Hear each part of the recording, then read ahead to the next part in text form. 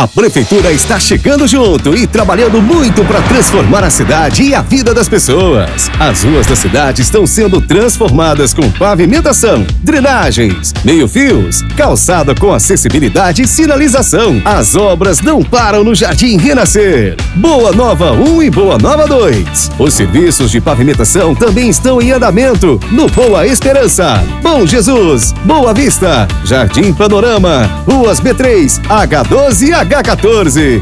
Ufa, quase que eu fico sem fôlego. Estou falando de mim porque a Prefeitura tem fôlego de sobra para continuar cuidando de nossa cidade. Prefeitura de Alta Floresta. Mais por nossa gente.